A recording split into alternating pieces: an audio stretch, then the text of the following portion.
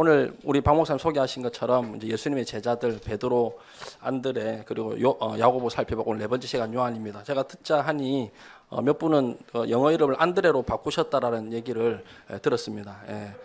굉장히 제 설교에 영향력이 있구나. 혼자 이렇게 교만하게 되겠죠. 그게 아니고 여러분들이 은혜 받으시고 또 뭐 우리 이 주일 3부 예배뿐만 아니라 새벽이라든지 수요일이라든지 금요일이라든지 또 주일 1, 2부 예배 때 은혜 받는 또 여러 가지 또 여러분의 어떤 결단 가운데 삶의 변화도 있겠지만 여러분이 다짐하고 또 적어놓고 그런 것들이 그런 작은 행동을 하나 통해서도 나타난다 생각하니까 뭐 영어 이름을 바꿨다 이게 아니고 여러분들이 홍콩 엘림교회를 통해서 말씀을 받고 있고 또 언제든지 흘러넘치는 그 말씀을 가지고 여러분 삶에 적용하고 결단하고 있다는 것들이 참 목사로서는 감사하고 또 이렇게 좋은 그런 기억이었습니다. 그래서 박 목사님 말씀을 통해서도 제가 이걸 시작하게 된 건 또 목사님께서 제자도에 대해서 시작하시고 복음에 대해 쭉 소개를 해서 저도 그 발을 맞춰 하다 보니까 이렇게 하게 됐고 오늘은 이제 3분의 1 지점입니다. 오늘 네 번째로 예수님의 제자 가운데 베드로 또 야고보 요한 이렇게 안드레 할 때 그 그룹에 있는 요한에 대해 살펴보려고 하는데 여러분 사람은 잘 안 바뀝니다. 제가 저를 봐도 잘 바뀌는 것 같지를 않고 다른 사람을 봐도 잘 바뀌는 것 같지를 않아요. 그래서 늘 여러분들이 강조를 합니다만 결혼을 잘해야 됩니다. 이 형제가 이 자매가 지금 연애하는 동안에는 이런 모습이지만 결혼하면 바뀔 거야. 나랑 살다 보면 나에게 좋은 영향을 받아서 이 사람도 바뀔 거야. 그런 기대를 하지만 여러분 미리 알려드리면 결혼해도 사람은 잘 바뀌지 않습니다. 그게 우리의 현실이에요. 여러분에게 실망을 드리고 또 여러분이 참 기대감을 떨어뜨리는 그런 말씀인 것 같지만 결혼해도 사람 잘 바뀌지 않고 또 은혜 받아도 사람이 잘 바뀌지 않는 같은 그런 현실을 우리가 산단 말이에요. 그러나 여러분 오늘 제가 여러분에게 드리려고 하는 말씀은 그럼에도 불구하고 사람이 잘 바뀌지 않는 게 현실이지만 바뀔 수 있다. 또 한편으로는 분명히 바뀔 수 있다. 이게 오늘 제가 여러분에게 나누고자 하는 말씀의 핵심입니다. 잘 안 바뀌는 게 사람이고 한 사람이 변화되는 것이 너무나 불가능해 보이는 일이라고 하더라도 그러나 복음은 사람을 바꿀 수 있습니다. 복음이야말로 사람을 바뀌게 하는 힘이에요. 복음이야말로 태어날 때부터 영적인 결함을 가지고 있는 우리 모두를 향하신 예수 그리스도의 십자가 사랑의 극치를 통해서 우리를 변화시키는 힘의 원동력이라는 사실을 여러분 믿으시길 바랍니다. 그래서 저는 기독교의 본질 중에 하나는 변화라고 생각합니다. 많은 목사님들이 이제 현실주의적으로 가다 보니까 이제는 뭐 변화하는 거 하지 말자. 그냥 있는 대로 가자. 변화는 어렵다. 그런 메시지가 선포되는 것도 뭐 사실이지만 그러나 그럼에도 불구하고 우리의 목표 중에 하나는 분명히 변화예요. 우리가 부인할 수 없는 기독교의 핵심 중에 하나는 변화입니다. 우리가 지금 12제자를 살펴보면서 그들이 뭐 한 사람 한 사람이 다 다르고 기질도 다르고 성격도 다르고 MBTI도 다르고 다 다르고 말씀드렸잖아요. 환경도 다르고 여러 가지 양태는 다 다르지만 한 가지 공통점이 있다면 그들은 예수 그리스도를 만났고 그 예수님과의 만남이 그들의 삶 전체를 변화시키는 원동력을 제공하더라. 그게 공통점이에요. 그런 예수님의 12제자 가운데 다 12명이 다 변했습니다. 다 변했는데 그 중에서도 가장 극적인 변화를 경험한 사람, 제일 많이 변한 사람이 누구냐 하면 바로 요한이에요. 이 요한은 성경을 많이 기록을 했습니다. 우리가 아는 요한복음, 그리고 읽었던 요한 1서, 2서, 3서, 그리고 요한계시록 많은 성경을 기록을 했잖아요. 우리는 요한복음을 통해서 예수님이 누구신지, 요한이 예수님을 어떻게 고백하는지 알 수 있고 요한 1서, 2서, 3서를 통해서 이 요한이 교회에 대해서 어떤 말씀을 주시는지 그리고 계시록을 통해서 그가 하나님 나라에 대해서 우리의 미래에 대해서 무엇을 보고 있는지 우리에게 주어진 소망이 뭔지를 알게 됩니다. 그 하나님의 뜻을 알 뿐만 아니라 이 그가 기록한 성경을 통해서 우리는 요한이라고 하는 사람을 알 수가 있습니다. 우선 요한은 형 야고보와 함께 우리가 지난주에 살펴보았던 우레의 아들 열정의 사람 야고보와 함께 예수님의 최측근 제자 중에 한 사람이에요. 그리고 요한이 사도행전 1장부터 12장까지 보면 이제 사도행전은 예수님이 승천하시고 난 다음에 교회의 역사, 성령의 역사를 기록한 책이잖아요. 그 사도행전 1장부터 12장까지 보면 주로 베드로와 함께 요한이 주요 인물로 활동을 합니다. 이미 살펴본 대로 예수님께서 야고보에게 주신 별명이 보아너게 우레의 아들이잖아요. 형 야고보하고 똑같이 이 요한도 열정의 사람이었고 누구보다 큰 야망을 가지고 있던 사람이 요한이에요. 근데 우리가 알고 있는 이 우레의 아들 예수님이 야고보와 요한에게 붙여주신 별명 우레의 아들이다, 열정의 사람이다, 뭐 그렇게 별명을 지어주셨는데, 예수님이 지어주신 별명 말고 우리가 알고 있는, 교회를 좀 다니신 분들은 요한하면 요한의 또 다른 별명이 하나 더 있다라는 걸 여러분 들어보셨을 거예요. 사도 요한의 별명이 뭔지 여러분 혹시 아십니까? 요한의 별명이 사랑의 사도예요. 요한은 사랑의 사도로 알려져 있습니다. 신약 성경을 기록한 저자 가운데 그 누구보다도 사랑을 강조한 사도가 요한입니다.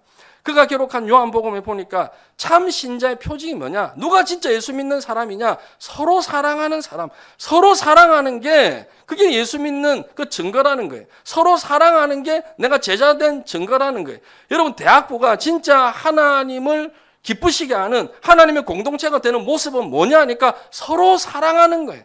여러분, 간단하잖아요. 서로 사랑하는 거, 그게 대학부가 하나님을 기쁘시게 하는 공동체가 되는 길이래요. 청년부가 하나님의 공동체가 되는 가장 중요한 본질이 뭐냐? 다른 거 아니에요. 서로 사랑하는 거예요. 요한이 강조한 거, 요한 스스로가 강조한 게 아니라 예수님이 요한을 통해서 주신 말씀이 서로 사랑하는 거, 서로 사랑하는 거. 이렇게 요한은 오늘날까지 우리에게 사랑의 사도로 알려져 있습니다. 초대교회 전승에 따르면 그가 죽음을 앞두고 교회에 가서 이렇게 설교를 했대요. 설교가 서로 사랑하십시오, 서로 사랑하십시오, 설교를 했다는 거예요. 근데 그 다음 주에 또 오셔가지고 또 설교를 하시는데 똑같은 설교를 하시는 거예요. 서로 사랑하십시오.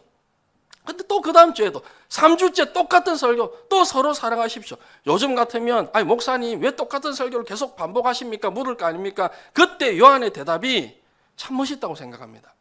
그것만 해도 충분합니다. 그것만 해도 충분합니다. 서로 사랑하는 것, 그것만 해도 충분. 그만큼 사랑을 강조했던 사도가 요한이에요. 근데 요한은 처음부터 사랑의 사도는 아니었습니다. 우리 중에 태생적으로 그런 분 있잖아요. 태어날 때부터 기질이 그런 분 계세요. 태어날 때부터 조금 온유하고, 태어날 때부터 남의 말을 잘 듣고, 태어날 때부터 좀 온순하고 사랑이 많은 그런 기질을 가지고 태어난 사람들이 우리 중에도 간혹 있잖아요. 뭐 누굴까요? 뭐 있을 수 있겠잖아요. 그런데 요한은 그런 기질이 아니에요. 태생적으로 사랑을 가지고 태어난 사람이 아니에요. 그런 부류가 아니에요. 이 사랑이라고 하는 덕목은 요한이 태어날 때 가지고 있었던 덕목 성품이 아니라는 겁니다. 사도 요한 역시 바다의 사나이 어부였습니다. 강인한 사람이었고요. 혈기왕성하고 거칠고 자기 주장이 강하고 그리고 용서할 줄 모르고 오만한 기질의 사람이었습니다.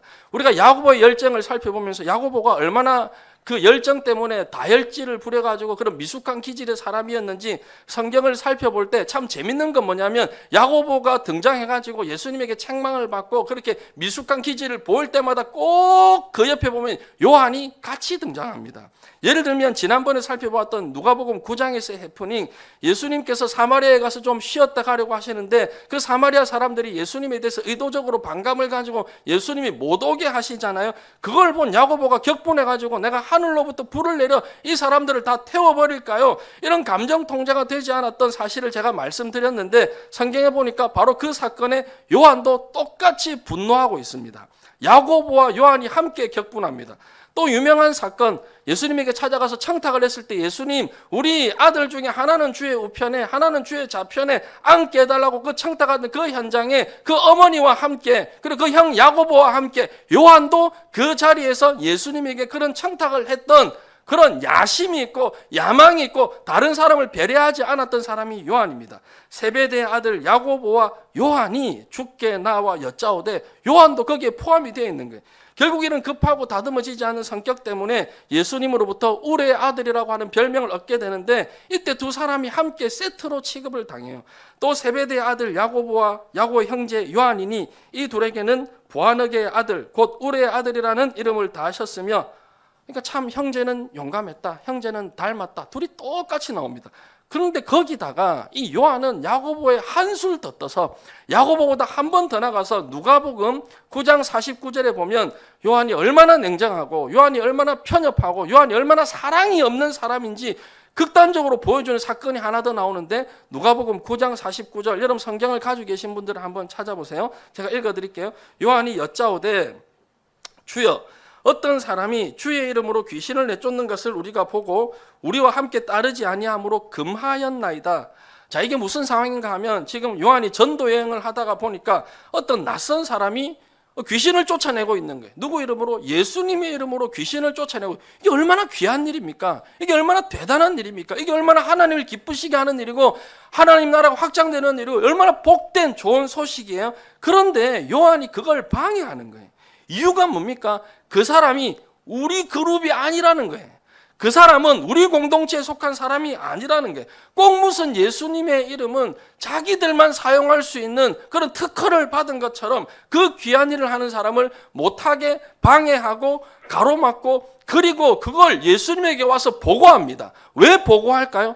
칭찬받으려고. 자기는 그걸 잘했다는 거예요. 그 잘못된 일을 해놓고 예수님에게 보고하고 예수님 칭찬해 주실 줄 알고. 여러분 이게 인간의 한계예요. 여러분 인간은 항상 자기가 가지고 있는 약점을 몰라요. 모르는 정도가 아니라 그 약점을 강점이라고 생각을 해요. 장점이라고 생각을 하니까 고치기는커녕 점점 그게 더 강해지는 거예요. 요한이 지금 이런 미숙한 태도를 가지고 있는데 그걸 지금 주님 앞에 자랑이라고 늘어놓고 있는 거예요. 자기 잘했다는 거예요. 아, 귀신을 쫓아내던데 예수님의 이름을 사용해서 제가 그걸 못하겠습니다. 예수님 저를 칭찬해 주십시오. 이런 요한의 태도에 대해서 예수님이 누가복음 9장 50절에 보니까 뭐라고 책망하십니까?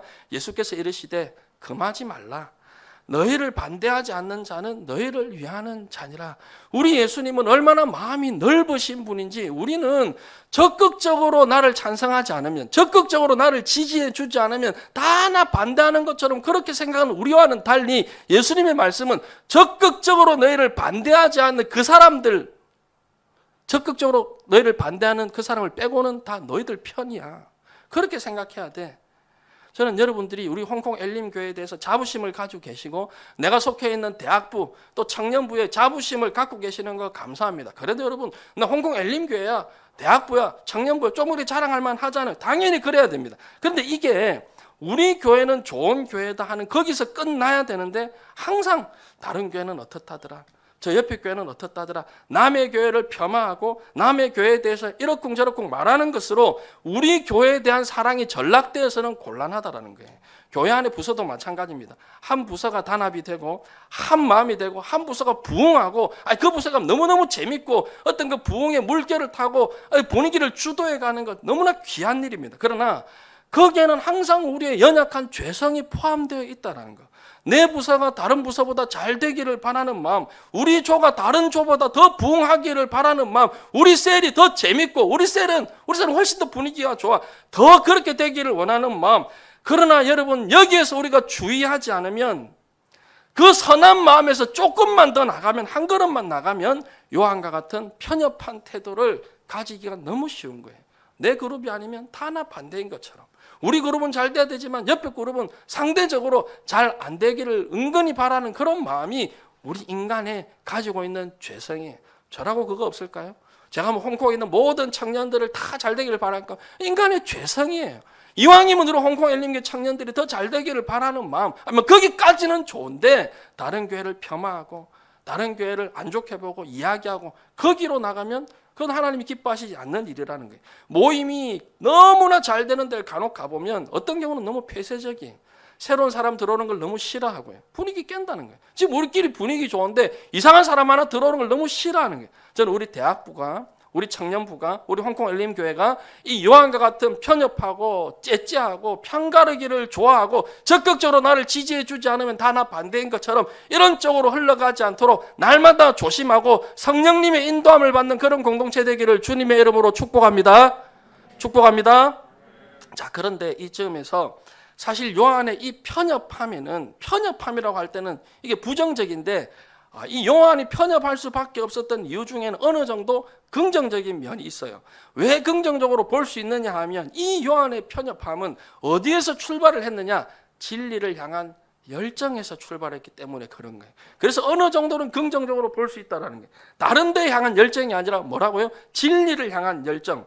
요한은요 뭐든지 확실한 사람이에요. 확실한 것만 다뤄요. 뭔가를 설명할 때도 보면 성경을 보면 그가 썼던 요한복음 그리고 요한 1, 2, 3서를 보면 뭐든지 확실한 서로 대조를 이루는 개념을 가지고 설명하기를 좋아합니다. 예를 들면 요한복음을 보면 빛으로 오신 예수님을 설명하기 위해서 어둠과 빛을 대조하는 거예요. 이런 식으로 빛과 어둠, 생명과 죽음, 하나님 나라와 사탄의 나라 그리고 하나님의 자녀 아니면 사탄의 자녀, 의인의 심판과 악인의 심판, 그리스도를 영접하는 것과 그분을 거부하는 것, 열매 맺는 것과 열매 없는 것, 복종과 불순종, 사랑과 미움, 분명하게 대조되는 개념을 가지고 진리를 확실하게 선언하는 게 요한의 특징이에요. 이런 방식은 그가 썼던 요한 1, 2, 3서를 봐도 그대로 나타납니다. 우리는 세상에 속하든지 하나님께 속하든지 둘 중에 하나다. 확실하게 해라. 세상에 한 발, 교회에 한 발 그런 거 없다. 우리는 하나님에 속한 사람이다. 그리고 하나님께로 난 사람은 죄 안 짓는다. 성도는 죄 지을 수 없다. 그 선언이 요한이 하는 거예요. 어떻게 성도가 죄를 지을 수 있는가? 물론 여러분 우리를 돌아보니까 다 알잖아요. 예수 믿어도 죄 지어요. 우리 다 죄 짓는단 말이에요. 요한도 그걸 인정하는데 뭐가 다르냐? 쓸데없이 예수 믿어도 죄 지을 수밖에 없는 우리의 현실을 쓸데없이 장황하게 길게 설명하거나 그렇게 될 수밖에 없다라는 쪽으로 발전시키지 않는 거예요. 뭐하러 그런 걸 강조하겠습니까? 예수 믿어도 죄 지을 수밖에 없는 우리의 현실을 길게 설명하는 대신에 예수 믿고 나면 성령의 능력을 힘입어서 죄 안 짓는다. 이게 요한의 선언인 거예요. 아무도 아멘 안 하시죠? 아멘 한번 하실 거예요. 예수 믿고 나면 죄를 이길 수 있는 능력도 주어지게 됨을 믿으시길 바랍니다. 이걸 요한은 강조하는 거예요. 같은 내용이지만 접근이 다르잖아요. 살다 보면 예외가 있지만 그 예외가 되는 경우에 너무 집중할 필요가 없다는 거예요. 바울은 예외까지도 신중하게 다루었던 사도예요. 그러니까 길잖아요. 바울이 잘못됐다는 얘기가 아니라 그 논리를 가지고 로마서 7장 같은 데 보면 오라 나는 공고한 사람이로다. 이 사망의 몸에서 누가 나를 건져내라. 내가 분명히 예수 믿고 은혜의 세계 안에 들어왔는데도 우리가 참 싸워야 되는 그 현실 속에서 바울은 길게 설명을 하는데 요한은 그런 거 설명 안 합니다. 예외는 어디까지나 예외고 확실한 진리에 집중하자. 괜히 그런 거 설명하다가 진리를 애매하게 만들지 말자. 바울이 틀렸다는 게 아니고요. 예외적인 걸 길게 설명하거나 예외를 나열하지 않고 항상 중요한 원칙을 앞세웠던 사람이 요한이에요. 그러다가 보니까 진리에 대한 확실한 그게 있다 보니까 그것이 우리가 보기에는 조금의 편협함으로 흐르기도 한 거예요. 사람들이 보기에는 요한은 극단적으로 보이는 거예요. 진리에 대해서 확고한 사람이었지만 그의 단점이 뭐예요? 거기에 사랑이 녹아들지 않으니까 이 신앙의 영적인 불균형이 찾아오는 거예요. 여러분 진리에 대한 열정은요. 사랑과 함께 가야 되는 거예요. 진리에 대한 열정이 있는 사람일수록 다른 사람을 사랑하고 섬기는 그 마음과 함께 가야 되는 거예요. 그렇지 않으면 동정심을 모르고 냉혹한 태도로 상대방에게 상처를 줄 수 있고요. 열정을 가지고 야심을 품는 것까지는 좋지만 이 야심이 겸손과 균형을 이루지 못하면 교만하게 되고 다른 사람을 희생시키게 되고 여러분 자신감이라고 하는 건 너무나 좋은 항목이잖아요. 내가 자신감이 있어. 이런 기질을 가진 사람 그 자신감으로 뭐든지 다 할 수 있다고 긍정적인 면이 있지만 간혹 여러분 자신감이 넘치는 사람은 담대한 사람은 죄 짓는데도 담대한 거 아십니까? 그러니까 항상 신앙생활은 균형이에요. 이 균형이라는 게 얼마나 중요한지 몰라요. 빛이 강하면 그림자도 강하기 때문에 아무리 좋은 장점도 균형을 잃어버리면 우리의 영혼에 해를 끼치는 거예요. 인간의 타락이 만들어낸 결과 중에 하나라고 생각합니다. 그래서 사랑이 없는 진리는 무자비한 거예요. 사랑 없이 진리만 들이대면 우리는 그 숨을 쉴 수가 없어요. 반대로 진리가 없는 사랑은 위선 중에 위선입니다. 그래서 바울이 쓴 고린도전서 13장 그 사랑장이라고 하잖아요. 거기에 보면 고린도전서 13장 6절에 진짜 사랑이 뭐냐? 불의를 기뻐하지 아니하고 그 다음에 진리와 함께 기뻐하고 사랑은 진리와 함께 기뻐하는 거예요. 그래서 여러분 오늘 우리는 진리를 알아야 돼요. 우리는 진리가 뭔지를 알아야 돼요. 그리고 그 진리를 어떻게 설명해야 됩니까? 사랑으로. 우리가 세상에 나와가지고 그 정도 진리도 몰라. 우리가 가진 진리를 가지고 그 사람들을 비난하고 우리가 가진 진리를 가지고 그 사람들을 못 살게 구는 게 아니라 우리가 가진 진리를 어떻게 사랑으로 실천하는가. 그게 우리가 해야 되는 일이에요. 우리가 아는 진리가 뭐예요? 삼위일체 하나님이잖아요. 세상적인 사람들 이해가 안 돼요. 1 더하기 1 더하기 1은 3인데 우리는 1 더하기 1 더하기 1이 뭐 수학적으로 설명할 수 있는 개념이 아닙니다만 뭐 여러분 이해를 돕기 위해서 삼위일체 1 더하기 1 더하기 1이 1이다. 이걸 어떻게 설명해요? 이 진리를 설명하는 방법이 사랑이 아니고서는 안 된다는 거예요. 이 진리를 받아들이고 이 진리를 증가하기 위해서는 우리가 사랑을 가지고 사랑을 보여주지 않으면 우리가 사랑으로 다가가지 않으면 이 진리는 독성과 오만으로 밖에 세상 사람들에게는 비춰지지 않는다. 그 얘기입니다. 결국 요한에게 필요했던 건 그가 진리를 향한 열정에 사람을 향한 사랑이 부어져야 했던 거예요. 그를 사랑 없는 제자로, 관용이 없고 용서가 없는 사람으로 만들었던 게 신앙의 균형이 없었다는 거예요. 사랑이 없고 냉랭하고 자기 그룹에 속해 있지 않으면 누구라도 폄하하고 진리에 대한 확고한 신념은 있었지만 그게 독선적으로 보이고 늘 경쟁 구도로 사람을 대하고 그러면서도 그것이 굉장히 자기 자랑인 걸로 굉장히 자기 신앙이 좋았던 걸로 착각하고 있었던 사람이 바로 요한입니다. 그런데 여러분, 요한이 변했다니까요. 요한이 어떻게 변했느냐? 180도로 변했어요. 사랑이 없는 자기 모습에 자기 스스로도 실망하지 않았겠습니까? 예수님은 진리를 추구했던 사도인 요한에게 사랑을 가르쳐 주신 거예요. 몸소 가르쳐 주신 거예요.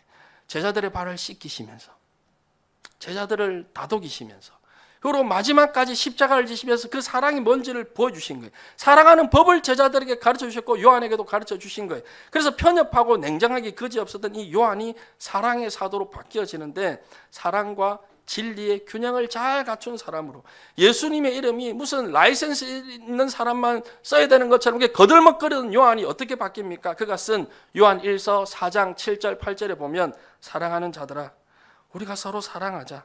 사랑은 하나님께 속한 것이니 사랑하는 자마다 하나님께로 싸서 하나님을 알고, 사랑하지 아니하는 자는 하나님을 알지 못하나니 이는 하나님은 사랑이시라. 그 진리를 강조하던 요한이 하나님의 사랑을 배우고 나니까 사랑의 사도가 되는 거예요.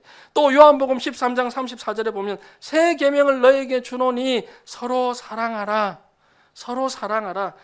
예수님이 너희를 사랑한 것처럼 서로 사랑하라. 여러분, 성경을 읽으실 때 신학적인 논리를 찾고 싶으시면 바울 서신을 읽으시면 돼요.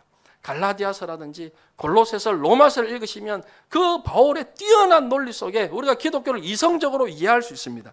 그런데 기독교 윤리를 배우고 싶으시고 기독교가 어떻게 실천하는지 배우고 싶으시면 야고보서를 읽으시면 돼요. 그런가 하면 기독교의 핵심인 사랑에 대해서 알고 싶으시면 요한복음, 그리고 요한 1, 2, 3서 그렇게 읽으시면 돼요. 이럴 정도로 요한이 180도로 사랑의 사도로 바뀐 거예요.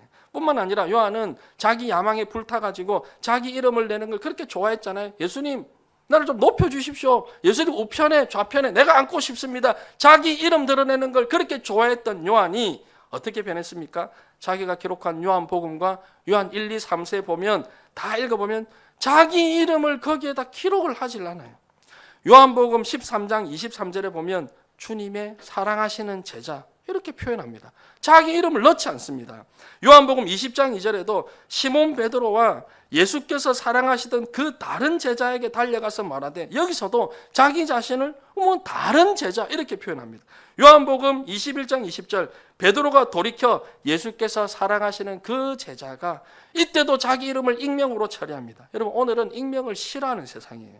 조그만한 일에도 자기를 알아주기를 원하잖아요. 그거 몰라주면 화가 나서 견딜 수가 없고, 내 이름 안 올라오면 봉사 다 그만두고 싶고, 이런 게 우리 인간의 본능이라면 요한과 같은 변화가 우리에게도 필요하다는 거예요. 여러분, 이런 말들 교회에서 많이 들어보셨잖아요. 인간은 안 바뀌어. 인격은 안 바뀌어. 성격은 안 바뀐데, 예수 믿어도 그 사람 성격 안 바뀐데, 성령님도 우리 성격은 못 건드신데, 여러분, 이게 얼마나 불신앙적인 말인지, 이런 생각 가지고 계신 분들은 오늘 주님 앞에 회개하시기를 바라요. 얼마나 무서운 하나님 앞에 불신앙이 포함되어 있는지 몰라요. 왜 안 바뀝니까? 바뀔 수 있습니다. 복음은 그를 바꿀 수 있습니다. 왜 사람의 성격은 안 바뀐다고 생각하십니까? 왜 나는 안 바뀔 거라고 생각하십니까? 아니에요. 바뀔 수 있습니다. 요한을 바꾸어 주신 그 하나님이 냉랭하고 냉정하고 그렇게 남들을 무시하고 자기만 잘났던 알았던 그 요한이 하나님께서 그를 사랑의 사도로 바꿔 주셨다면, 그 하나님께서 오늘 저와 여러분들도 바꾸실 수 있음을 믿으시기를 주님의 이름으로 부탁을 드립니다. 자, 그러면 진짜 변하고 싶으시다면, 우리가 인격도 변화되고 삶도 변화되고 그 변화를 경험하고 싶으시다면 중요한 두 가지를 주목하셔야 됩니다. 사람을 변화시키는 힘 어디서 오느냐? 첫 번째, 주님 사랑하는 마음이에요. 결국 이거예요. 제가 베드로 말씀드릴 때도 여러분에 드렸던 거, 베드로가 변했던 것도 주님 사랑하는 마음, 예수님 사랑하는 마음이 우리에게 변화를 가져다 줍니다. 요한은 비록 미숙했고요, 인격적으로 문제가 있었고, 요한은 비록 자기 감정을 통제할 수 없었던 EQ가 낮은 사람이었지만 요한은 정말로 예수님 사랑했습니다. 이게 힘이에요. 요한복음 13장 23절에 보면 예수의 제자 중 하나, 곧 그가 사랑하시는 자가, 여기도 자기 이름을 익명으로 묘사하잖아요. 예수의 품에 의지하여 누웠는지라. 여러분, 그 그림에 보면, 최후만찬 그림에 보면 그 요한, 예수님을 사랑해가지고 옆에서 다 이렇게 기대해 있는 주님과의 친밀한 관계를 누리고 있었던 제자가 12제자 중에 요한입니다. 그리고 예수님이 십자가를 앞에 놓고 참 초라하게 끌려가실 때도 요한은 끝까지 주님의 십자가를 따라갔습니다.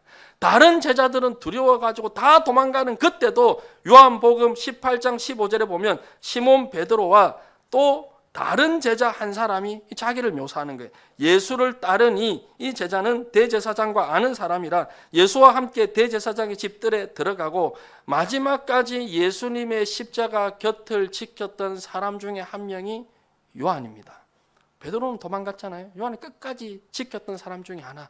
또 멀리서라도 예수님 십자가를 지켰던 제자가 알페오의 아들 야고보인데요. 그건 그 분에 대해서 우리가 말씀 나눌 때 그때 하기로 하고, 심지어는 베드로 도망갔다니까요. 예수님의 수제자라고 하는, 내가 죽을지언정 주님을 부인하지 않겠습니다, 도망가지 않겠습니다, 그 베드로조차도 도망가는 그 상황에 요한은 끝까지 예수님의 십자가 밑에까지 따라가서 그 십자가 현장을 지켰습니다. 뿐만 아니라 예수님이 부활하셨다는 소식을 들은 후에 제자들 중에 가장 먼저 달려갔던 사람이 누굴까요?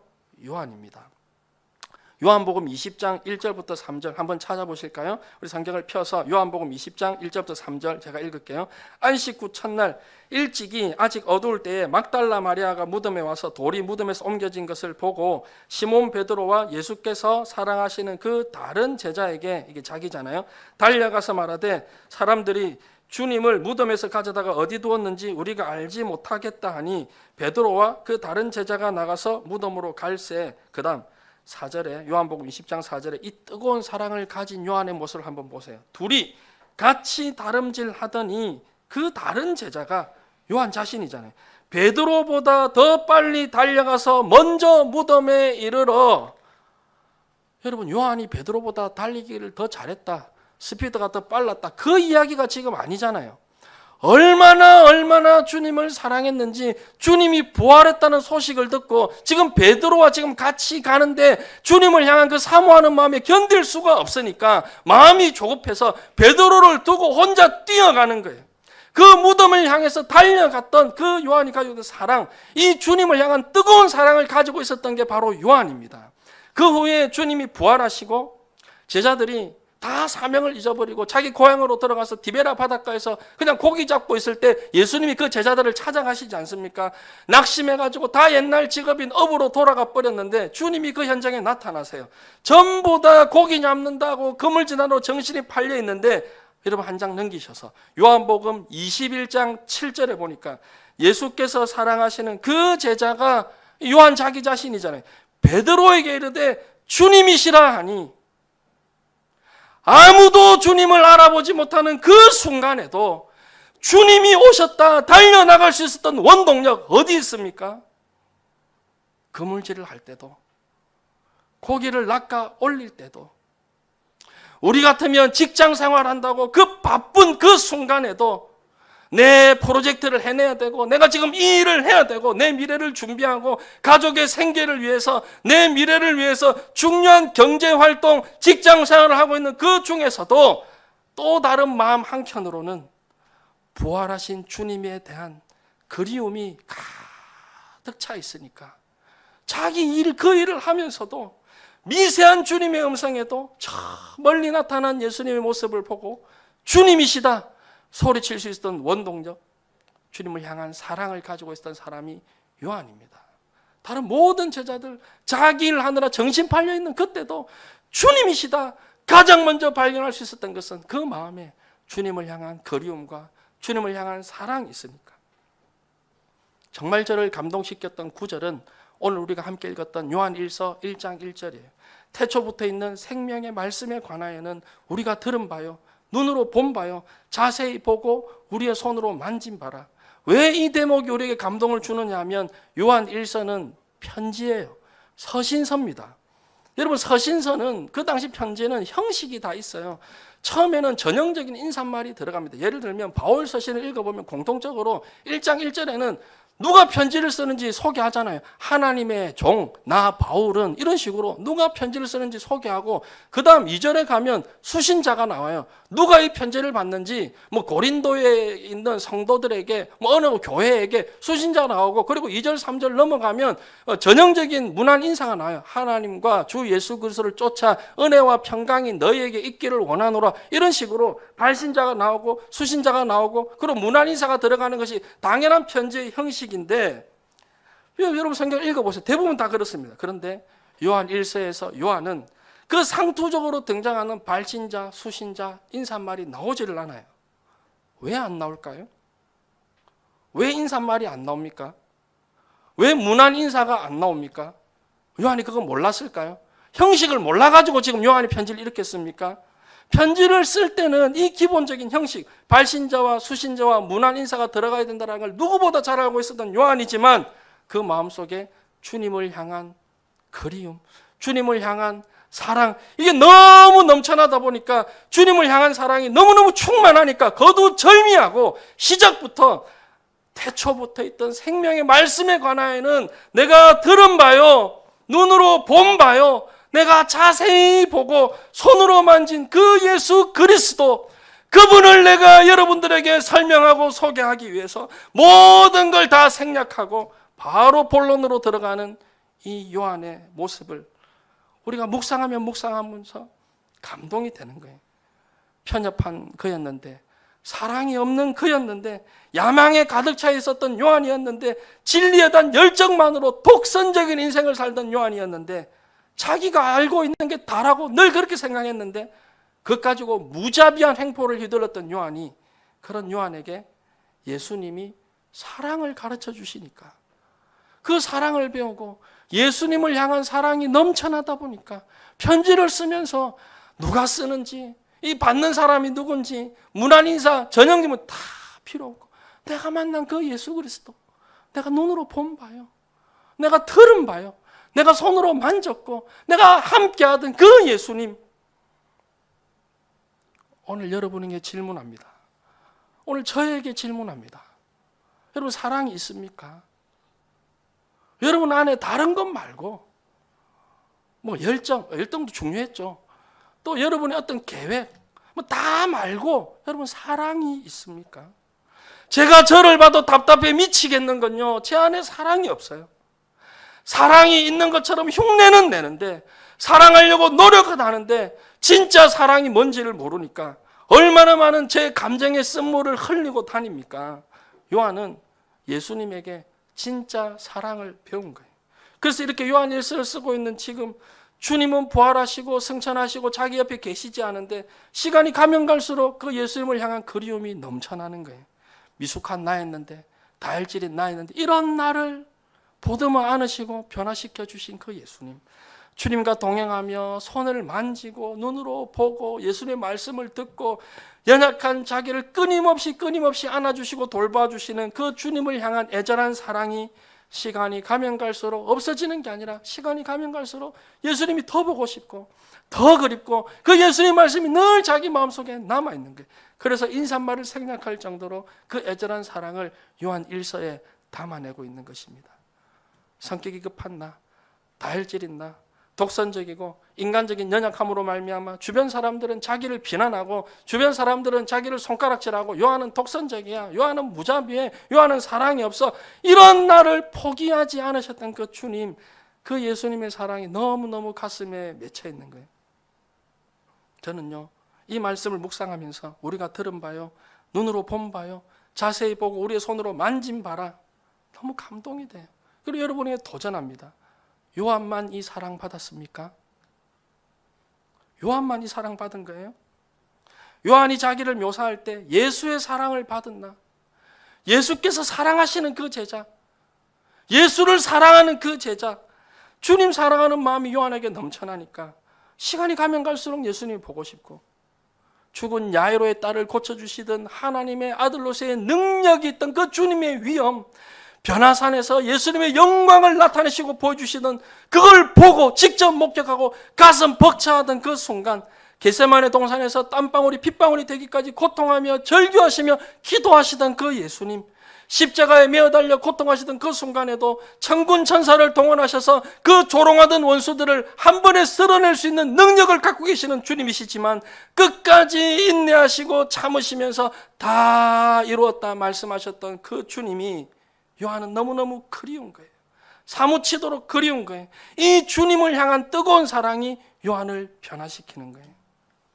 여러분, 내버려두면 변질되고요, 내버려두면 식을 수밖에 없는 게 우리 인간의 한계예요. 주님 없으면 살 수 없을 것 같고, 주님 한 분이면 만족합니다. 주님 한 분만으로 나는 만족해. 그 찬양하면서 감동하고 혼자 춤을 추던 그 순간도 있었는데, 그때는 지하 단칸방도 괜찮고, 그때는 사례가 30만 원이어도 괜찮고, 그때는 굶어도 괜찮고, 그때는 사람들이 박수 쳐주지 않아도 괜찮고, 너무너무 행복한 그 시절이었는데, 주님을 향한 첫사랑을 잃어버리고 나니까 주변 환경에, 주변 사람들의 평가에, 내가 받고 있는 대우에, 우리의 성품이 옛날로 돌아가 버리는 이 일에 견딜 수가 없는 거예요. 첫사랑을 잃어버리고 나니까 편협하고, 첫사랑을 잃어버리고 나니까 날마다 신앙생활이 분통 터지는 일이고, 첫사랑을 잃어버리고 나니까 용서하는 일은 일어나지 않고, 여러분, 용서하려고 애쓰지 마세요. 여러분, 사랑하려고 애쓰지 마세요. 애초부터 우리는 용서할 수 있는 능력이 없는 자들이에요. 애초부터 우리는 사랑할 수 있는 능력이 없는 자들이에요. 주님 사랑하는 마음, 예수님 사랑하는 마음, 이거 회복하면 하나님께서 우리에게 부어주시는 줄로 믿으시길 바랍니다. 저는 오늘 예배를 통해서 요한이 가졌던 이 절박한 마음, 자기 그 직장 생활을 하면서도 주님이시다, 주님이시다, 그렇게 소리칠 수 있었고, 인사말을 생략할 정도로 주님을 향한 그리움을 가지고 살았던 요한처럼 주님 사랑하는 마음에 우리가 집중하게 되면 하나님께서 우리의 약점도 고치시고 변화시켜 주실 줄 분명히 믿습니다. 마지막 두 번째로, 여러분도 변화하고 싶으십니까? 짧아요. 첫 번째가 주님 사랑하는 마음이었잖아요. 두 번째는 내가 주님의 사랑을 받고 있다라는 확신이 필요합니다. 내가 주님을 사랑하는 것도 필요하고요, 주님이 나를 사랑하신다는 이 확신, 내가 주님을 사랑할 뿐만 아니라 날마다 주님은 나를 사랑하셔, 이게 중요한 거예요. 그가 쓴 요한 1서에 보면 얼마나 예수님에게 사랑을 받고 있는지 자부심이 넘쳐나요. 막 긍지가 뚝뚝뚝 흘러요. 요한 1서 3장 1절에 보라, 하나님께서 어떠한 사랑을 우리에게 베푸사 하나님의 자녀라 일컬음을 받게 하셨는가. 우리가 그라도다. 우리가 그라도다. 다른 사람이 뭐 예수님의 사랑을 받는지 그것도 중요하지만 내가 그 사랑을 받았다는 거예요. 우리가 그 예수님의 사랑을 받았다는 거예요. 그러므로 세상이 우리를 알지 못함은 그분을 알지 못하기 때문에 그렇다. 세상 사람들은 내가 이런 놀라운 하나님의 사랑을 받는 하나님의 자녀라는 걸 그걸 몰라서 그렇지, 그래서 나를 무시하고 나를 폄하하지만 나는 이런 사랑을 받은 존재다. 아까도 말씀드렸지만 요한이 자기 이름을 쓰지 않고 익명으로 철회하면서 뭐라고 기록합니까? 끊임없이 주님이 사랑하시는 제자, 주께서 사랑하시는 제자. 아니, 주님한테 물어보지도 않고 그 사랑을 늘 확신을 하니까 예수가 사랑하시는 그 제자, 자기를 그렇게 묘사해요. 자기는 예수님의 사랑을 받는 존재라는 확신이 그에게 있는 거예요. 내가 주님의 사랑을 받고 있다라는 거예요. 내가 주님의 사랑의 대상이라는 거예요. 이 사랑에 대한 확신이 무자비했던 요한을 사랑의 사도로 바꾸는 원동력을 제공하더라는 거예요. 여러분, 사랑은요, 받아본 사람만이 할 수 있는 게 사랑이에요. 용서는 용서를 받아본 사람만이 할 수 있는 게 용서예요. 여러분, 변하고 싶으십니까? 균형 있는 신앙생활, 진리와 사랑에 대한 균형, 이 두 가지를 기억하시길 바라요. 하나는 주님 사랑하는 마음, 또 다른 하나는 주님이 나를 사랑하고 있다는 이 확신. 그런데 여러분, 짧게 말씀드릴게요. 내가 주님으로부터 사랑을 받고 있다는 확신 어떻게 가질 수 있을까요? 혹시 여러분 의심이 들 때마다 정답은 십자가 생각하시고 십자가 바라보시길 바라요. 저를 향해서, 여러분 한 사람 한 사람을 향해서 주님이 십자가 지셨어요. 하나님이 저와 여러분에게 뭘 어떻게 더 해드려야 그 사랑을 믿으시겠습니까? 십자가 말고 뭘 해드려야 믿으실까요? 주님이 저와 여러분에게 값없이 주신 그 십자가 사랑 여러분 받고 확신하시기를 주님의 이름으로 부탁을 드립니다. 그래서 주님 사랑하는 마음, 그리고 이런 초라한 나를 지금도 주님이 나를 사랑하시고 붙잡고 계신다. 의심이 들 때마다 십자가, 의심이 들 때마다 십자가. 그것이 우리를 망하지 않는 하나님의 사람으로 인도하게 될 줄로 분명히 믿습니다. 말씀 맺습니다. 아까 말씀드린 대로 예수님께서 십자가 지실 때 12 제자 중에 요한만이 그 십자가 밑에까지 따라갑니다. 그때 예수님이 요한에게 뭘 하나 부탁하시는데 자기 육신의 어머니 마리아를 누구에게? 요한에게 부탁합니다. 보라, 네 어머니라, 내 어머니라. 마리아를 자 먼저 가셔야 되니까, 예수님이 이제 승천하셔야 되니까 육신의 어머니 마리아까지 마지막 사랑으로 보이시는데, 여러분 그 12 제자 가운데 하고 많은 12명이나 있잖아요. 그 중에 한 사람에게 육신의 어머니를 맡겨야 되는데 여러분 누구에게 맡길까요? 가장 사랑이 많은 제자 예수님은 그 요한의 그 미래를 이렇게 보고 계신 거예요. 그 후로 요한이 자신의 집에 마리아를 모십니다. 뭘 알 수 있습니까? 예수님을 향한 사랑이 예수님의 마지막 부탁을 기억하는 것으로, 행하는 것으로 뿐만 아니라 예수님을 향한 사랑이 평생 동안 주님이 주신 그 사명, 복음 전하는 것으로, 감당하는 것으로, 사명 감당하는 것으로 나타나는 거예요. 여러분 우리가 사명 있는 삶을 살아야 되잖아요. 사명 전에 와야 되는 게 사랑이에요. 하나님의 사랑을 경험한 자만이 하나님의 사명을 감당할 수 있는 거예요. 예수님의 사랑을 경험한 자만이 예수님의 사명이 내 사명이 되는 거예요. 요한은 그 사명을 죽을 때까지 감당합니다. 초대교회 전승에 따르면 요한은 예수님의 어머니 마리아를 모시고 에베소로 갑니다. 그리고 거기서 요한복음, 요한 1, 2, 3서를 기록하고요. 그리고 도미티안 황제 때 밤모섬에 유배되어서 거기서 요한계시록을 기록합니다. 다른 모든 제자들 순교하고 다 없는데 요한은 죽지 않고 100세 가까이 장수하다가 마지막에 에베소에서 죽습니다. 여러분 그 밤모섬에 유배되어서 마지막 90세, 95세 이렇게 될 때 요한의 심정을 한번 생각해 보세요.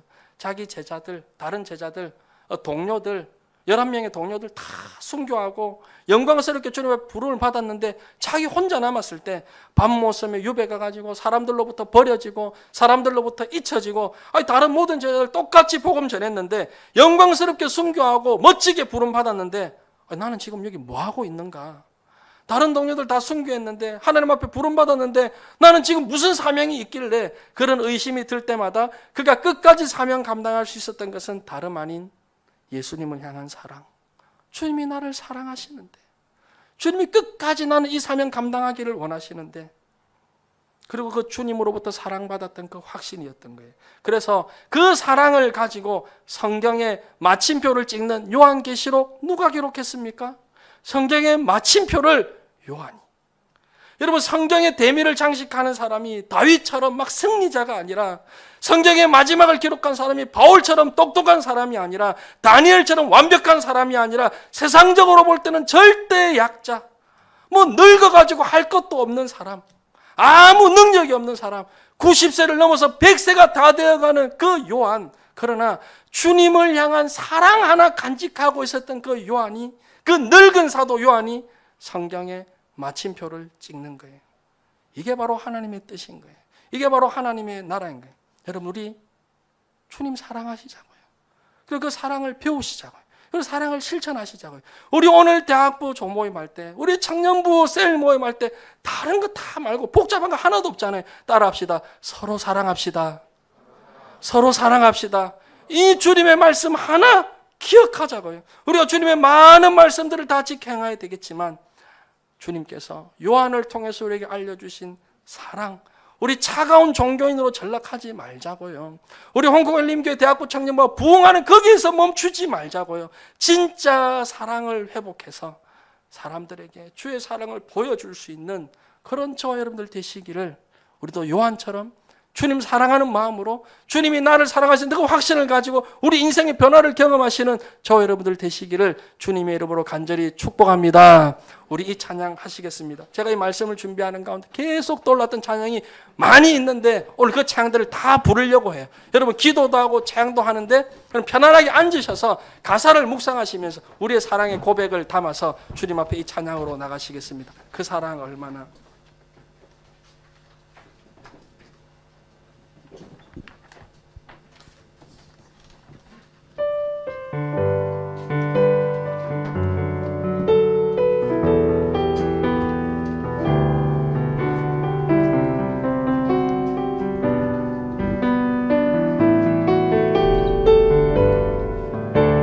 사랑이 회복되기를 바랍니다. 이 찬양 가운데 진심으로 고백합니다. 표현 못해도 나 표현하리라. 다 고백 못해도 나 고백하리라. 다 알 수 없어도 나 알아가리라. 다 닮지 못해도 나 닮아가리라. 다시 고백할까요? 다 표현 못해도 다 표현 못해도 나 표현하리라. 다 고백 못해도 나 고백하리라. 다 알 수 없어도 나 알아가리라. 다 닮지 못해도 나 닮아가리라.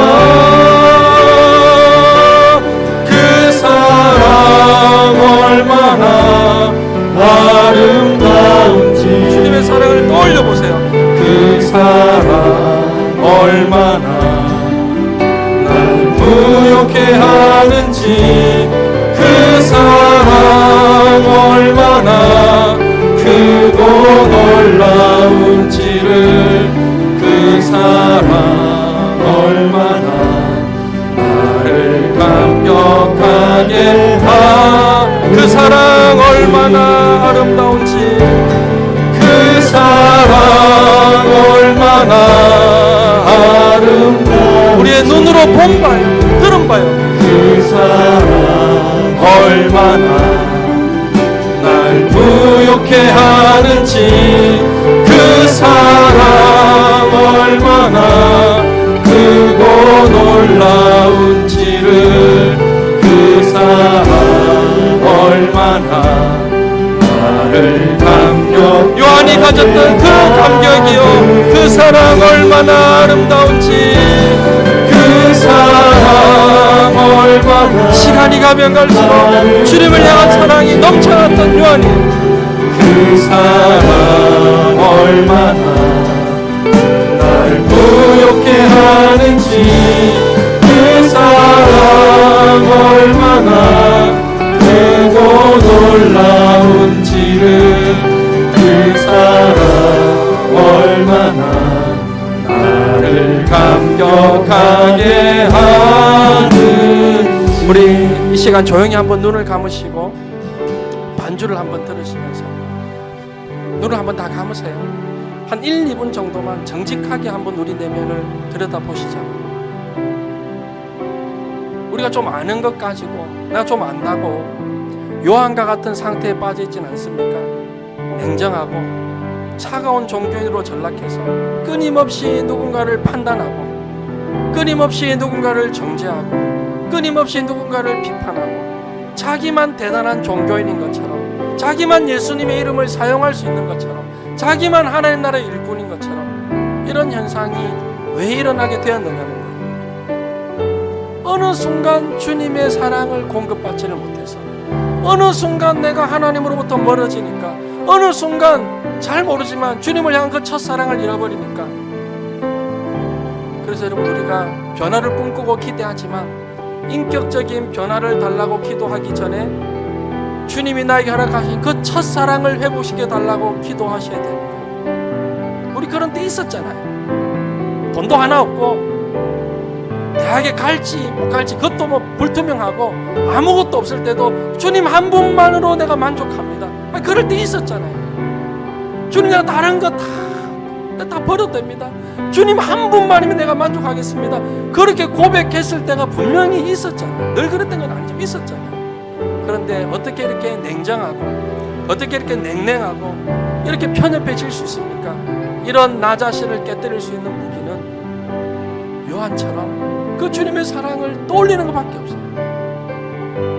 편지를 쓰면서 그 형식을 생략할 정도로 내가 눈으로 본 예수님, 내 귀로 생생하게 들었던 그 예수님의 말씀들, 내가 손으로 만져보았고 내가 함께 동고동락하면서 경험했던 그 예수님, 이런 나를 버리지 않으시고, 세상적인 스승님 같으면 조금 부족하면 버리고 제자들 갈아치우고 다른 사람을 대체하고 그럴 것 같은데, 이런 편협하고 사랑 없던 나를 끝까지 안으셔서 자기를 변화시켜 주셨던 그 주님에 대한 사랑이 넘쳐나니까 우리에게 필요한 거 이거 아니겠습니까? 이게 사라지면 늘 교회를 판단하고, 이게 사라지니까 목사님의 설교도 평가해야 되겠고, 이게 사라지고 나니까 우리 공동체는 이게 문제야, 우리 공동체는 저게 문제야, 이게 사라지고 나니까 모든 원인을 다른 곳에서 찾으려고 하는, 우리 그러지 마시자고요. 오늘 이 시간 성령님이 저 여러분들의 감동 주실 때, 하나님 주님을 향한 그 첫사랑을 회복하기를 원합니다. 나도 주님의 사랑을 경험했는데, 나 위해서 주님 십자가 지셨는데, 지금도 나를 주님이 붙잡고 계시는데, 이 주님의 사랑을 경험하는 자 되게 하시고, 주님을 사랑한다고 고백하는 자 되게 하시고, 이 주님의 사랑을 확신한 우리 되게 하여 주옵소서. 우리 주여 한번 부르시고 기도하시겠습니다. 주여, 고마우신 하나님 아버지, 하나님 이 예배 가운데 성령 하나님 기름 부어 주시옵소서. 이 예배 가운데 성령 하나님 임재하여 주시옵소서. 하나님 간절히 기도합니다. 우리 인간의 노력이 아니라 하나님 이 시간 성령 하나님 주장하여 주시옵소서. 성령의 나타나심이 있게 하여 주옵소서. 그리하여 첫사랑이 회복되는 은혜를 허락하여 주옵소서. 주님 사랑하기를 원합니다. 하나님 내가 이전보다 더 주님 사랑하기를 원합니다.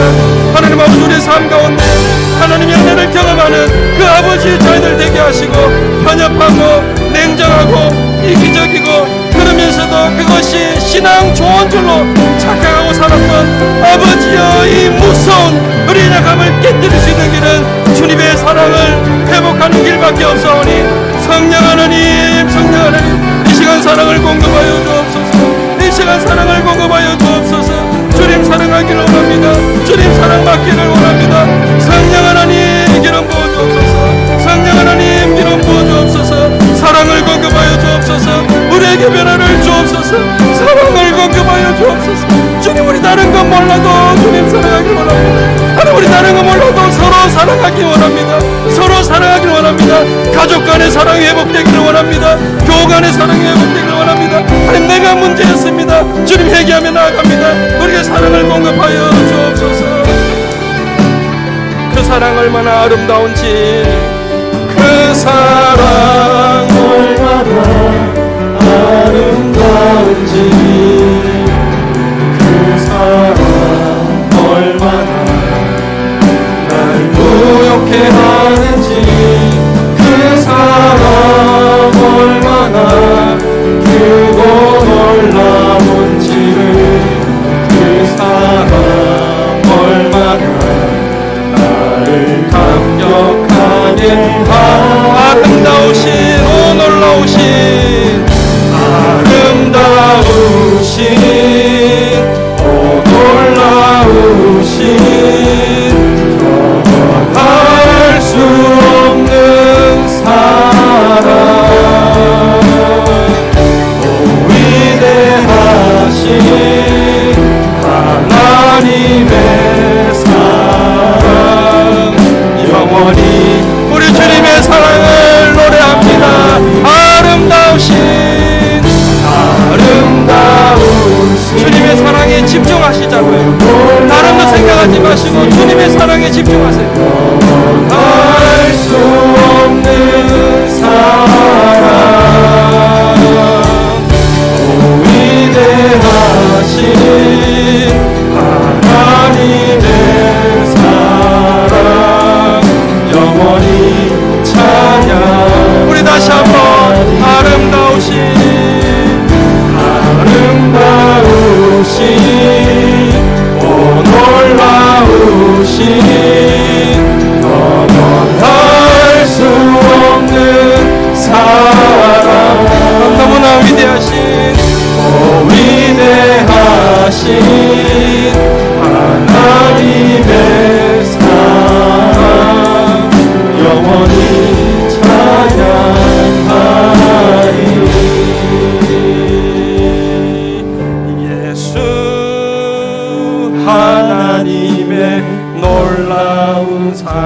예수 하나님의 값없는 은혜, 하나님의 값없는 은혜, 예수 하나님의 놀라운 지혜,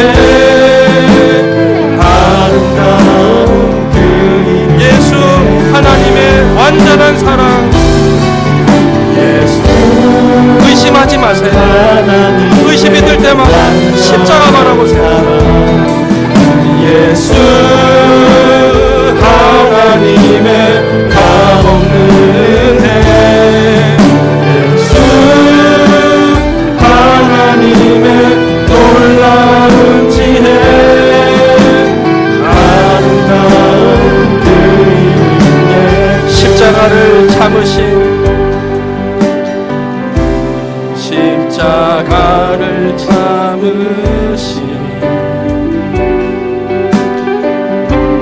어린 양 예수, 내 죄 씻어주시고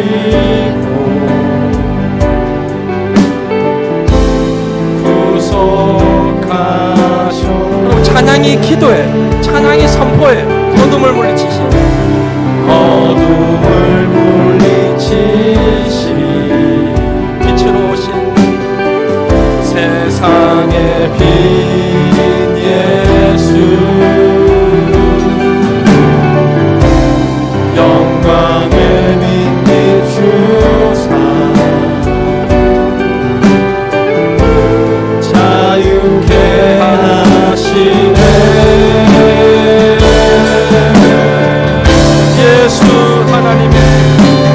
예수 하나님의 완전한 사랑, 예수 하나님의 값없는 은혜, 예수 하나님의 놀라운 지혜, 아름다운 그 우리 찬양합니다.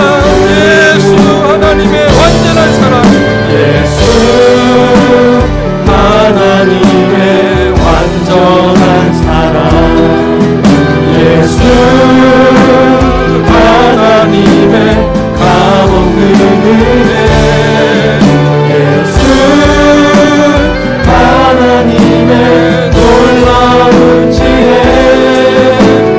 아름다운 그 이름 예수. 우리 한 가지만 더 기도하겠습니다. 사도 요한이 그 주님으로부터 사랑받는다는 확신에 가득 차서 그가 쓴 요한일서 3장에 보라, 아버지께서 어떠한 사랑을 우리에게 베푸사 하나님의 자녀라 일컬음을 받게 하셨는가. 우리가 그라도다. 우리가 그 사랑 받았다는 거예요.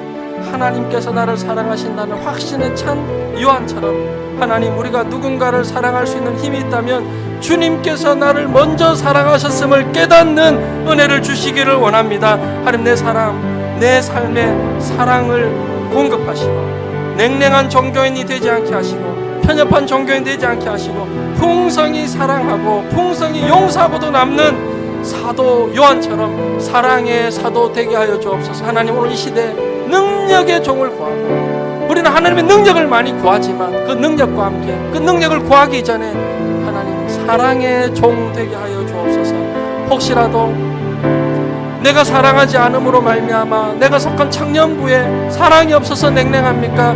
하나님, 내가 사랑을 회복함으로 말미암아 청년부가 사랑의 공동체 되게 하여 주옵소서. 혹시라도 나 때문에 대학부가 사랑을 잃어버렸습니까? 내가 사랑을 공급받음으로 말미암아 하나님, 우리 대학부가 사랑의 공동체 되게 하여 주옵소서. 하나님, 우리 홍콩엘림교회 청년부가 대학부가 그 부서의 특징이 사랑이 되게 하여 주옵소서. 사랑을 공급하여 주옵소서. 진리라는 이름만으로 사랑을 무시하지 않는, 사랑이라는 이름만으로 진리를 포기하지 않는 진리와 사랑의 균형을 맞춘 우리 홍콩엘림교회 대학부, 우리 홍콩엘림 청년부 되게 하여 주옵소서. 여러분, 우리가 속한 부서를 위해서 주님 사랑의 공동체 되게 해달라고 주여 한번 부르시고 기도하시겠습니다. 주여, 하나님 우리에게 사랑을 공급하여 주시옵소서. 하나님, 우리 홍콩엘림 청년부 사랑의 공동체 되기를 원합니다. 우리 홍콩엘림교회 우리 대학부 주님 참 사랑이 나누어지길 바랍니다. 하나님 결단들을 잊지 않게 하여 주옵소서. 성령 하나님 우리 오늘 이 예배를 잊지 않게 하여 주옵소서. 오늘 이 말씀 잊지 않게 하여 주옵소서. 하나님 진리 이름으로 사랑을 무시하지 않게 하시고 사랑이라는 이름으로 하나님 아버지의 죄악을 받아들이지 않는 진리를 포기하지 않는 사랑과 진리의 균형 있는 그런 공동체 될 수 있도록 우리를 사용하여 주옵소서. 하나님 냉랭한 채로 살지 않게 하시고 편협한 채로 살지 않게 하시고 하나님 나만이 옳다고 생각하는 그 자기 교만에서 우리를 깨뜨려 주시고 내가 하나님의 사랑을 먼저 받았는데 그 주님의 십자가 사랑으로 완전하신 하나님의 사랑으로 우리를 해보시고 값없는 하나님의 아들을 살리셨는데 이 하나님의 은혜와 이 하나님의 사랑과 이 놀라운 지혜를 찬양하고 고백하는 공동체 되게 하여 주옵소서. 주님 우리 함께 하여 주옵소서. 우리 청년부 사랑으로 부흥하게 하시고 우리 대학부 사랑 안에 부흥하고 하나 되게 하여 주옵소서. 예수 하나님의 예수 하나님의 완전한 사랑 예수 하나님의 값없는 은혜 예수 하나님의 놀라운 지혜 주님이 나를 사랑하신다는 그 확신으로 고백합니다. 주 나를 보호하시고 주 나를 보호하 날 붙드시리 날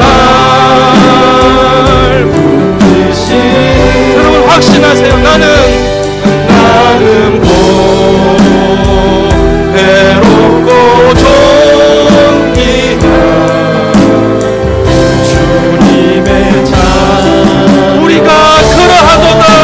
주 나를 보호하시고 주 나를 보호하시고 날 붙드시니 나는 배롭고 존 우리 자리 한번 일어나시겠습니다. 일어나서 확신하세요. 고백하세요. 하나님 앞에 이 확신 가지고 주 나를 보호하시고 주 나를 보호 우리가 그러한 사람이라는 확신으로 요한처럼 날 붙드시니 나는 보호 주님의 사랑을 받은 자, 주님의 사랑을 경험한 자, 귀한 주님의 자 예수께서 사랑하시는 그 제자 주 나를 보호하시고 날 붙드시니 나는 배롭고 존귀한 주의 자녀라.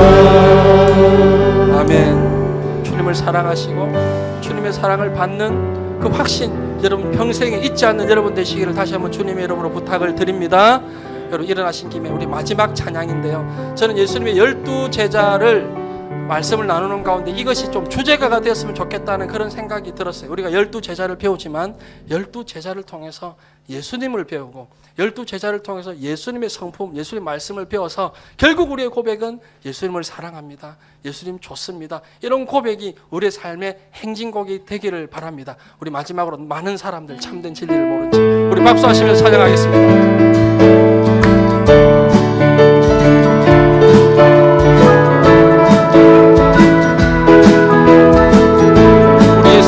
사랑합니다. 많은 사람들 참 진리를 모른 채 주님 곁을 떠나가지 주님 곁을 떠나가지 내가 경험한 내가 만난 그 예수님 내가 만난 주님은 의심하지 마세요. 사랑이었고 진리였고 소망이었소. 사랑이신 예수님 난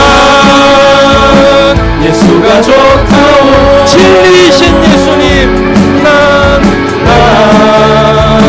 예수가 좋다오 주를 사랑한다던 베드로 고백처럼 난 예수를 사랑한다. 2절 찬양합니다. 무공진진 이게 진리예요.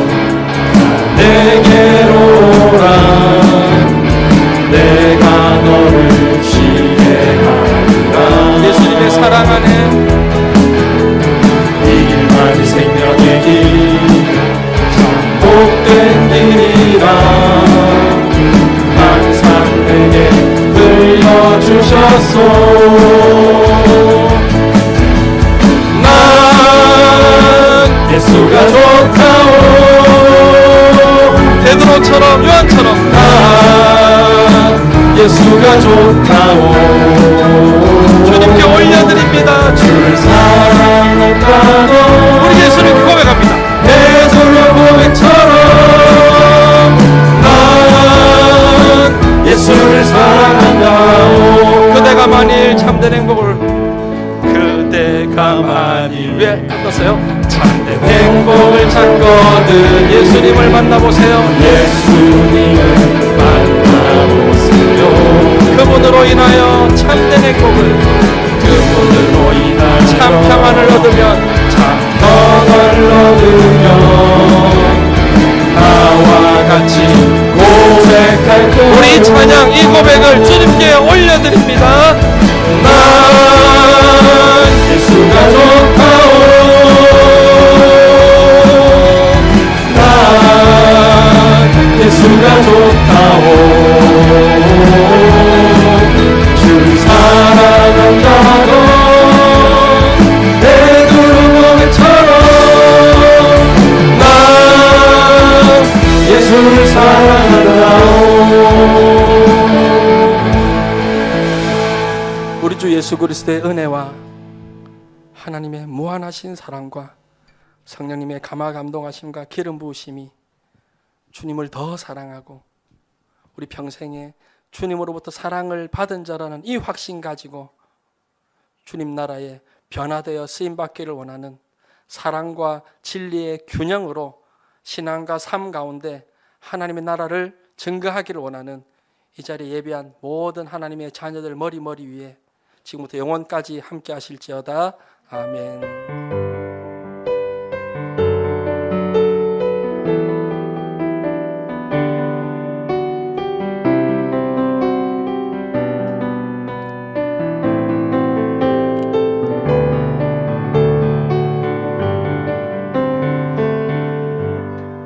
예배를 마쳤습니다. 청년부는 미션하우스로 이동하시면 오늘 전체